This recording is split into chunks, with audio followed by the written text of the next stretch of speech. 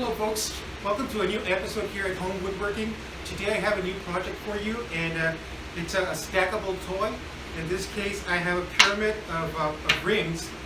In this particular product I have woods, I have oak, I have cherry, and so I made these rings. They go here, here, and I'm sure you're all familiar with it. And both are hardwoods. I have oak and I have cherry, and it does take a little bit longer and more wear and tear on your tools when it comes to hardwood. But at the end, it's worth the trouble, and it's a project that lasts for a very long time. It's a toy that's going to last generations. So hopefully this is of interest to you, and you will stick around for the episode. Thank you.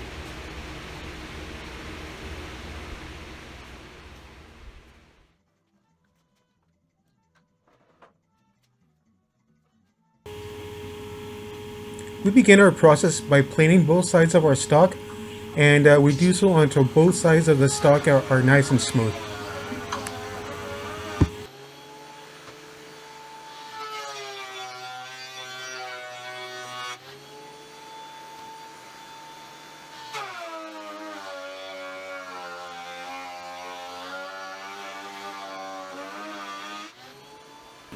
Our next step will be to be taking our stock to the miter station. Once at the miter station, we're going to be cutting in segments of 6, 5, 4, 3, and 2 inches.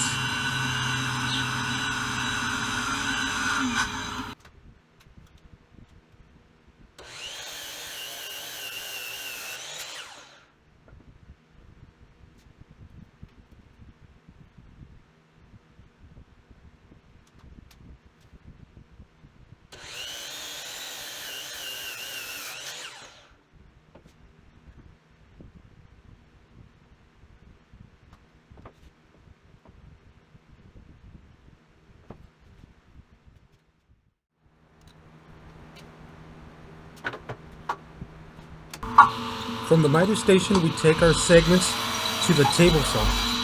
Once in the table saw, we're going to be doing some rib cuts. These rib cuts are going to be at 6, 5, 4, and 3 inches in such a way that we're going to have squares at those dimensions at 6, 5, 4, and 3 inches.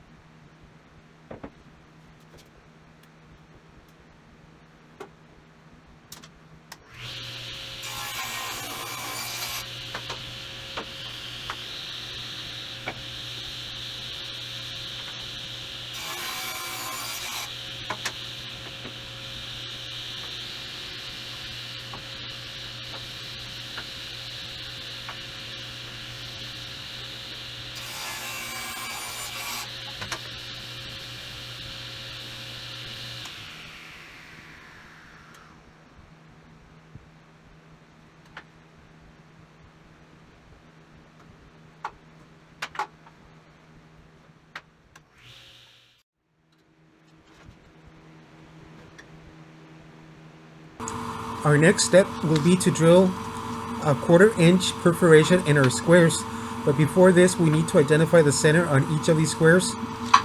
For this, we draw a diagonal line from corner to corner on one of the faces of our squares to identify the centers.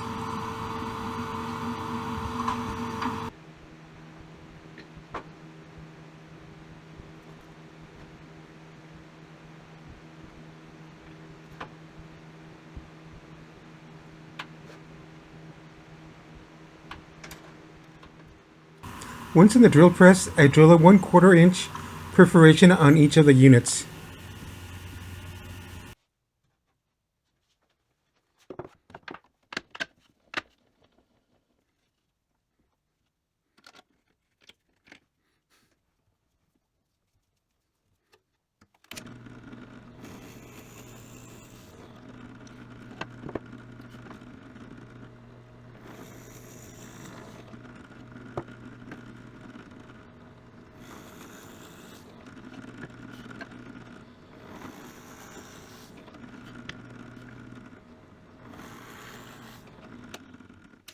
For this next step, a jig was created in order to cut the circles. This jig is going to include a strip of wood at the bottom. This strip of wood is going to fit in the groove on the table on top of the bandsaw. This also includes a metal pin.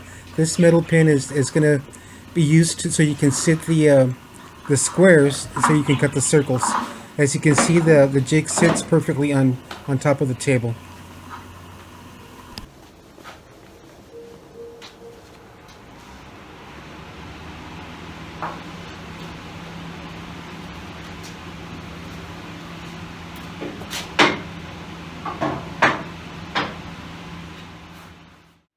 Once you have the jig in place on the bandsaw, what you're going to do is you're going to insert each square onto the metal pin, and turning clockwise, you're going to gyrate the piece onto the cutting blade until you completed a circle.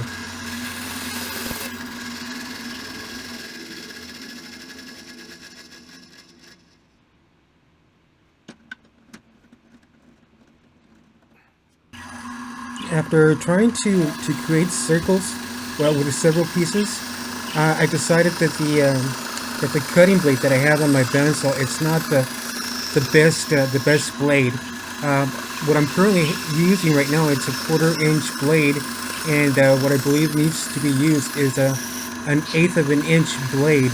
So what I'm going to be doing is I'm going to be taking these semi circles over to the lathe in order to make these round.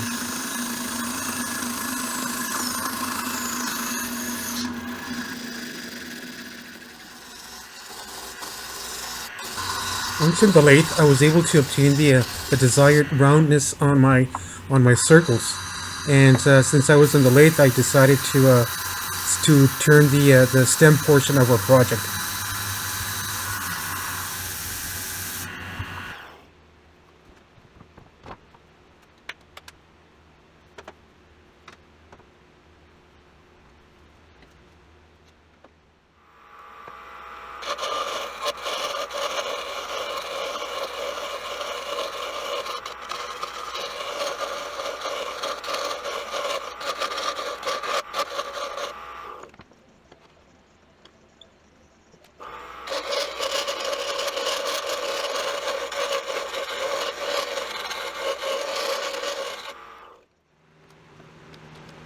Using a Forstner bit, a 1-inch Forstner bit, I proceeded to drill a through hole on my circles.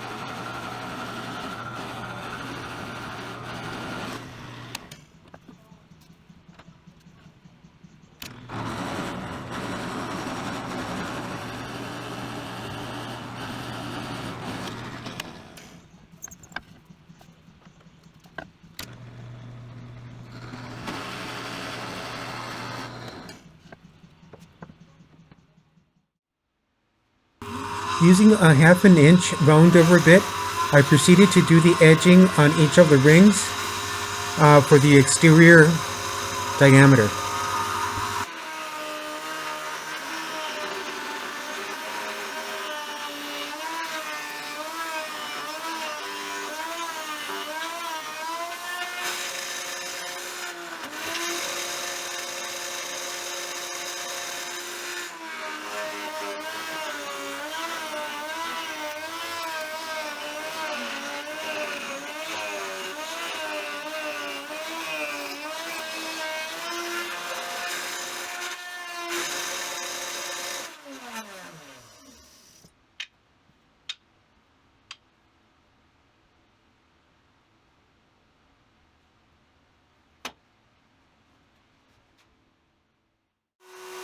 For the interior edging of the ring, I used a 3/8 round over bit.